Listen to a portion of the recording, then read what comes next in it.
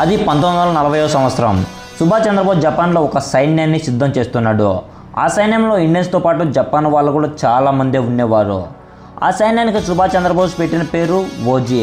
కానీ అదే సమయంలో జపాన్ ప్రజలకు చాలా పెద్ద ప్రమాదమే వచ్చి పడింది. మాఫియా డాన్స్ జపాన్ని పరిపాలిస్తున్న సమయం అది. ఎదురొచ్చిన వాళ్ళని నరుక్కుంటూ పోతున్నారు. జపాన్ గవర్నమెంట్ సుభాష్ చంద్రబోస్ని ఒక సహాయం అడిగారు. ఆ సైన్యానికి ఒక నాయకుడు ఉండేవాడు. అతనే గంభీర్ వాళ్ళ నాన్న. వాళ్ళు సిద్ధం చేసిన సైన్యం జపాన్ డాన్స్ని నరకడం మొదలుపెట్టారు. ఆ రక్తాన్ని జపాన్లో వచ్చిన సునామీ కూడా కడగలేకపోయింది. జపాన్ గవర్నమెంట్ సుభాష్ చంద్రబోస్కి చాలా రుణపడి ఉందని చెప్పారు.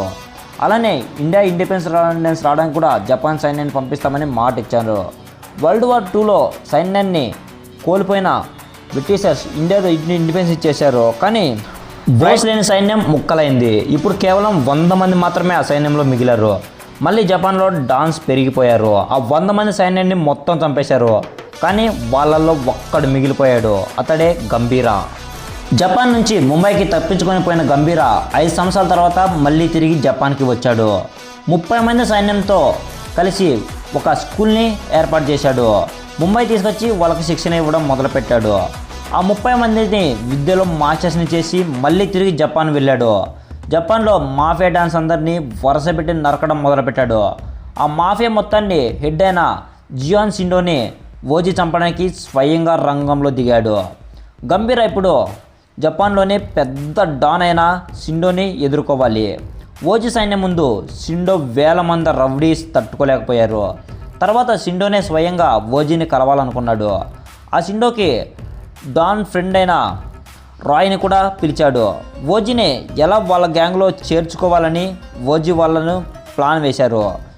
ఓజీ వాళ్ళ గ్యాంగ్లో చేరితే ఇండియాను కూడా అతనే పరిపాలించవచ్చని, ఆ ఇండియా మొత్తాన్ని ఓజీకి అప్పచెప్తామని రాయ్ అండ్ షిండో చెప్పారు.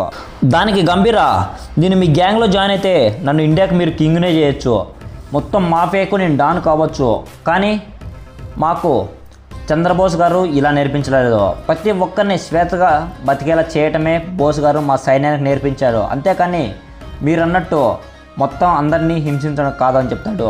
ఇప్పటికైనా మారి వాళ్ళను స్వేచ్ఛగా బతకనివ్వండి, లేదంటే ఈ గంభీర విశ్వరూపాన్ని చూపించాల్సి వస్తుందని వాళ్ళకు చెబుతాడు. ఆ మాటలకు రాయలో కొంచెం మార్పు వస్తుంది. అప్పటి నుంచి మంచి పనులు కూడా చేయడం మొదలు పెడతాడు. సాహోకి మాఫియాని దూరంగా పెట్టి పెంచుతాడు.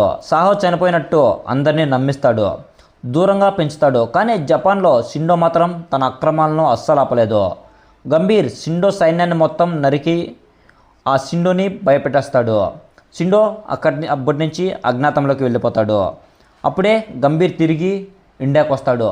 ఆ తర్వాత షిండో అజ్ఞాతంలో ఉన్నా కూడా గంభీర్ని ఎలా ఓడించాలని ప్లాన్స్ వేయడం మొదలుపెట్టాడు. అప్పుడే గంభీర్కి ఓమి శత్రువుగా మారాడు. ఓమికి దాదా కింద ఓమి గంభీర్ని ఎదుర్కొంటున్నాడు. ఆ దాదాకి ఈ జపాన్ అతను వచ్చి ఫ్రెండ్షిప్ చేసుకొని ఓజీని ఎలా ఓడించాలని మొదల సైన్యాన్ని క్రియేట్ చేయడం మొదలుపెట్టాడు.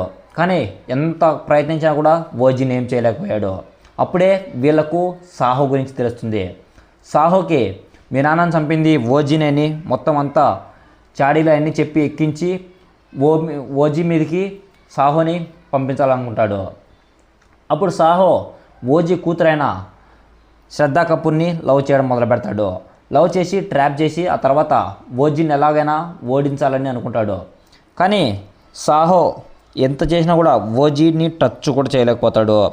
ఆ తర్వాత సాహో ఒకసారి ఓజీని డైరెక్ట్గా ఫేస్ చేసి మా నాన్న ఎందుకు చంపావు అన్నీ క్వశ్చన్స్ అడుగుతాడు. కానీ ఓజీ, నేను అసలు మీ నాన్నని చంపలేదు, మీ నాన్న నాకు ఒక బెస్ట్ ఫ్రెండు, తర్వాత మీ నాన్న మొత్తం మారిపోయి ఇక్కడ చాలా ఊర్లను డెవలప్ చేశాడు అని చెప్తాడు. ఆ తర్వాత సాహో రియలైజ్ అయ్యి ఓజీతో కలిసిపోయి తర్వాత దాదా అలానే జపాన్ గ్యాంగ్ మొత్తాన్ని నాశనం చేస్తాడు. వాళ్ళని చంపేసి ఓజీ మరియు సాహో కలిసి ఒక మంచి సామ్రాజ్యాన్ని క్రియేట్ చేసి ఇండియా మొత్తాన్ని ఏకచక్రాధిపతిగా మంచి పరిపాలనలో పాలిస్తున్నారు. ఎప్పుడైతే ముంబైకి ఆపద వస్తుందో అప్పుడు ఓజీతో పాటు సాహో కూడా అక్కడ ప్రత్యక్షమవుతాడు. అలానే ఓజీ సాహో కలిసి ఎన్నో మంచి పనులు చేస్తారు. ఇంతటితో ఓజీ పార్ట్ 2 ది ఎండ్.